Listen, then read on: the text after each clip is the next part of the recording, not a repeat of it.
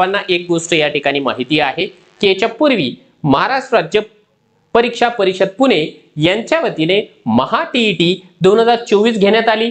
त्या संदर्भामध्ये शेवटचं जे काही नोटिफिकेशन आलेलं आहे ते शेवटचं नोटिफिकेशन आपल्याला या ठिकाणी 11 डिसेंबर 2024 ला देण्यात आलेलं आहे परीक्षा परिषदेच्या ऑफिशियल वेबसाईटला प्रसिद्धी पत्रकाच्या माध्यमातून। यामध्ये काही गोष्टी सांगण्यात आल्या होत्या, त्यावरून आपल्याला लक्षात येईल की एक्झॅक्टली त्याचा रिझल्ट कधीपर्यंत येऊ शकतो आणि रिझल्ट डिले होण्यामागचं नेमकं कारण काय आहे। तर बघा, यामध्ये त्यांनी सांगितलं की 10 नोव्हेंबर 2024 रोजी घेण्यात आलेल्या पेपर 1 किंवा पेपर 2 ची जी अंतरिम उत्तर सूची आहे, ज्याला आपण तात्पुरत्या स्वरूपामधली उत्तर सूची म्हणूया, ती प्रसिद्ध झाली होती। त्यावरती जर का आपलं काही ऑब्जेक्शन असेल तर ते ऑब्जेक्शन आपल्याला आपलं पर्सनल लॉग इन करायचं होतं आणि पर्सनल लॉग इन वरून या ठिकाणी जे आहे ऑब्जेक्शन नोंदवायचं होतं। आणि खऱ्या अर्थाने मित्रांनो, याच एका गोष्टीमुळे आपला जो काही रिझल्ट आहे महा टीईटीचा तो डिले होताना आपल्याला दिसत आहे।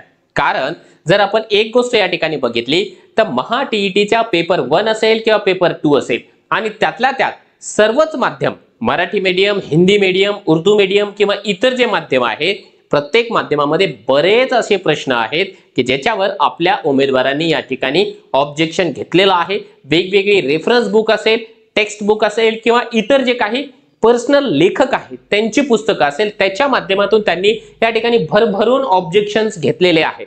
आता ऑब्जेक्शन घेणं वेगळं आणि ऑब्जेक्शन जे आहे ते ऍक्सेप्ट होणं ही गोष्ट वेगळी आहे। त्याच्यामुळे जरुरी नाही की ते सगळे ऑब्जेक्शन जे आहेत ते ऍक्सेप्ट केले जातील, परंतु निश्चितपणाने काही प्रश्न असे आहेत ज्याच्यावरती डाऊट आहे, ज्याच्या आन्सर मध्ये जे आहे निश्चितपणाने आपल्याला बदल भविष्यामध्ये पाहायला मिळणार आहे।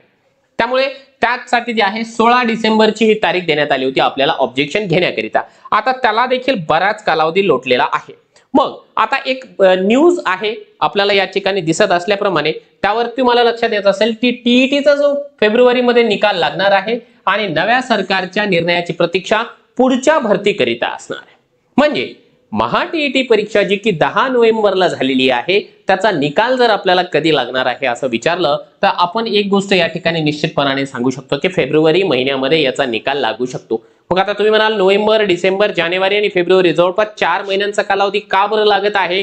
तर त्याचं कारण त्यांनी या ठिकाणी जे आहे या कॉर्नर मध्ये जी छोटीशी बातमी दिलेली आहे त्यामध्ये सांगितलेलं आहे। बघा, टीईटीच्या पेपरची बारकाईने तपासणी केली जात आहे। टीईटी पार पडल्यानंतर या परीक्षेचा निकाल फेब्रुवारी अखेर अपेक्षित आहे। उत्तीर्ण झालेल्या प्रत्येक विद्यार्थ्यांची पेपर बारकाईने तपासले जात आहे। प्रत्येक उत्तराला अचूक गुण दिल्याची खात्री अधिकाऱ्यांकडून केली जात आहे। त्यामुळे निकालास आणखी 1.5 ते 2 महिने लागू शकतात। त्यानंतर टीईटीत उत्तीर्ण विद्यार्थ्यांची जून जुलैमध्ये टेट घेण्याचं नियोजन महाराष्ट्र राज्य परीक्षा परिषदेने केलेलं आहे।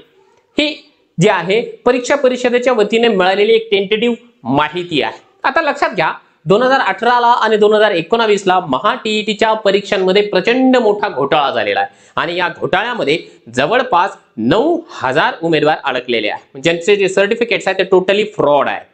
त्यामुळे आता या पुढच्या परीक्षांमध्ये अशा प्रकारचे कोणतेही प्रकरण घडू नये म्हणून महाराष्ट्र राज्य परीक्षा परिषद पुणे खबरदारी घेताना आपल्याला दिसत आहे। त्यामुळे थोडंसं उशीर का होत नाही, परंतु जे निकाल आहे तो निर्दोष पद्धतीने लागला पाहिजे, हेच त्यांचं जे काही मोटो आहे तो दिसून येतोय। म्हणून एक गोष्ट लक्षात घ्या की फेब्रुवारी मध्ये निकाल जर का लागत असेल तर लगेच एक 15 दिवसांमध्ये आपल्याला पुढच्या टीआयटी परीक्षेचं या ठिकाणी जे आहे नोटिफिकेशन मित्रांनो पाहायला